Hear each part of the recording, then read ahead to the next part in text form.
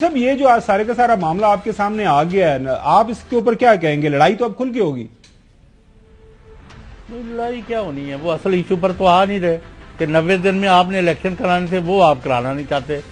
कभी आप जजों को लड़ा रहे हैं, कभी जजों को पार्लियामेंट से लड़ा रहे हैं, पार्लियामेंट के अंदर बंदे आपके पूरे नहीं आते, और अपोजिशन जो है 130 बंदे वहां मौजूद नहीं है।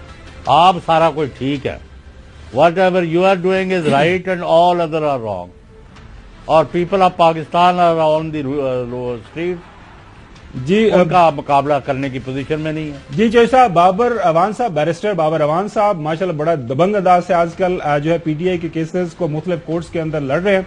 अवान साहब बहुत शुक्रिया। सर जी, ये लाइन तो आपने पढ़ ली होगी, करारदाद जो आज पास की गई है कि ये ऐवान जो है वो ये कहता है कि ये जो अकलीती बेंच का फैसला है उसको मुस्तरद करते हुए वजीर आजम और काबीना को पाबंद करता है कि इस खिलाफ आईन और कानून फैसला पर अमल ना किया जाए।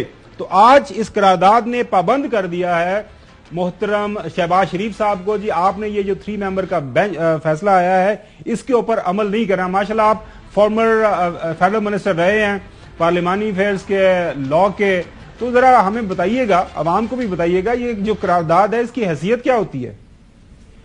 Thank you very much Chaudhary साहब और गोमन साहब। पहले तो मुझे ये बताइए कि आपको तजरिया पहले दूं या खबर पहले दूं? खबर पहले दे दें क्योंकि हमारा प्रोग्राम रिपोर्टर्स है, we are more interested in hard news. अच्छा, पहला तो ये है कि खबर का मैं तनाजुर एक लाइन में आपको बयान कर देता हूं कि आज जितने लोग ने भी जिसने असेंबली कॉल की, बेशक वो सेक्रेटरी हैं जिन्होंने रखा एजेंडे के ऊपर इसका करारदाद को, जिसने इसको अलाउ किया, और जिन्होंने दस्तखत किए करारदाद पे, एक करारदाद पे दस्तखत नहीं है, ज्यादा है, मेरी इतला ये है, और जिन्होंने इस करारदाद को पास किया वो 42 के करीब दस्तखत है जिन्होंने लोगों ने साइन किया इसके ऊपर, लेस देन 50। तो जो जितने लोग हैं ये सारे के सारे इन्होंने आइन का आर्टिकल 68 तोड़ा है, और उसको आइन के आर्टिकल 68 पे पाबंदी इस बात की है कि पार्लियामेंट में बात नहीं हो सकती। ये बाहर की बात नहीं हो रही कि पार्लियामेंट में बात नहीं हो सकती। सुप्रीम कोर्ट ऑफ पाकिस्तान हो या कोई अदालत हो, उसके जज के कॉन्डक्ट पे नहीं बात हो सकती, और उसके जो अदालती काम है उसके ऊपर भी बात नहीं हो सकती, पार्लियामेंट में नहीं हो सकती। ये बात नहीं हुई तो ये तो हमला हुआ है। इसलिए मेरा लॉ ऑफिस जो है वो सुबह एक नोटिस जारी कर रहा है, और उस नोटिस जो है वो एक्सेस टू इंफॉर्मेशन के जो आईनी हक है उसके मुताबिक है कि जो स्पीकर ऑफिस है और सेक्रेटरी नेशनल असेंबली, उससे हम मांग रहे हैं नाम जिन्होंने दस्तखत किए हैं इस पे, और जो रोस्टर जारी किया गया है, एजेंडा जारी किया गया है वो दूसरी चीज, और तीसरा ये हम मांग रहे हैं कि कितने लोग हाजिर थे ऐवान के अंदर। 342 का ये हाउस है, ये नुमाइंदा हाउस, 42 लोग नहीं हो सकते, 342 लोग हैं, और उसमें से कितने लोग मौजूद थे ये। और फिर अगली बात जो हम मांग रहे हैं उनसे वो ये है कि आप हमें ये बताएं कि ये जो करारदाद है ये आपकी इंफॉर्मेशन के लिए बाबर अवान साहब, आज जो हाजिरी लगी है वहां पे रोस्टर के ऊपर 132 अरकान की हाजिरी लगी है, जो कि लिस्ट इशू होती है। आपको पता है कि at the end of day कि कितने लोगों ने हाजिरी लगाई है, वो अंदर गए हैं हाल के या नहीं गए, लेकिन आपको पता है वहां पर रजिस्टर्स के ऊपर हाजिरी लगा के वो आ जाते हैं कि हम यहाँ पे हाजिर हैं।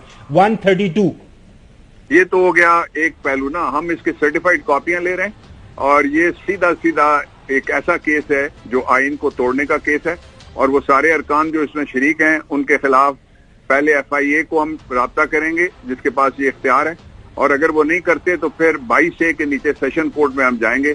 आइन तोड़ने की किसी को इजाजत नहीं देंगे, और ना ही सुप्रीम कोर्ट पे किसी को हम हमला करने देंगे। एक पहलू इसका ये हो गया। अब मैं आता हूं, आपके जो सवाल हैं 3, उनके मैं जवाब आपको दे देता हूं मुख्तसरन। आपका जो पहला सवाल था वो ये था कि क्या अब जंग शुरू हुई है? जंग खत्म हो गई है आज। ये आखिरी तुक्का था, तीर भी नहीं था जो इन्होंने चलाना था, वो तुक्का इन्होंने चला दिया है। इसके बाद सुप्रीम कोर्ट ऑफ पाकिस्तान ने 3 काम किए हैं। एक काम ये किया है कि ये बताया कि 90 दिन में इलेक्शन कराना आईनी तकाजा है, ये किसी की ख्वाहिश पे ना 91 हो सकते हैं और ना 92 हो सकते हैं। दूसरा जो उन्होंने फैसला किया वो ये है कि इसकी मॉनिटरिंग के लिए उन्होंने अलहदा से एक सिस्टम बना दिया एक तरह से। और सिस्टम क्या है? उन्होंने इलेक्शन कमीशन को कहा है कि अगर तुम्हें पैसे नहीं देती मिनिस्ट्री ऑफ फाइनेंस, या तुम्हें सिक्योरिटी नहीं देती मिनिस्ट्री ऑफ डिफेंस, तो आप रिपोर्ट पेश करेंगे सुप्रीम कोर्ट ऑफ पाकिस्तान के अंदर। So it is a decided case which is still pending. इसका एक हिस्सा ये है।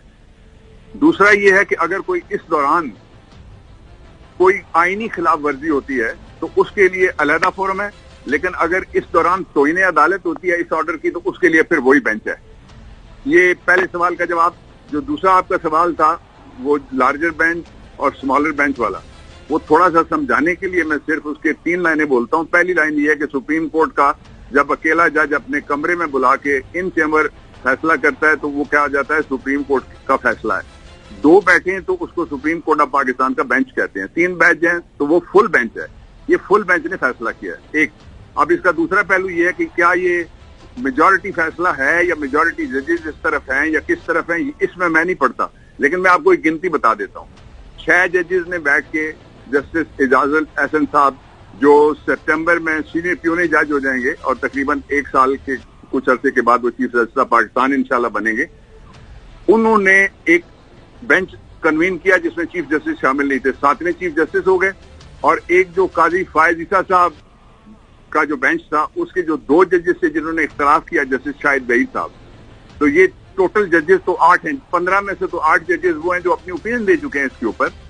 एक अब तीसरा और आखिरी जो इसका पहलू है कि क्या किसी की फरमाइश पे बेंच बन सकता है, उसके लिए 3 जजमेंट्स मुख्तलिफ आ चुकी हैं और 2 जजेस के फैसले उनके ऊपर बैठ के, एक दफा 3 जजेस बैठे थे, इस दफा 6 जजेस बैठे हैं। उन्होंने कहा है कि बेंच कितना बनेगा ये प्रेरोगेटिव है सुप्रीम कोर्ट के चीफ जस्टिस का, और आज तक जो रूल्स हैं अभी तक कोई कानून नहीं बदला। जी, जो कि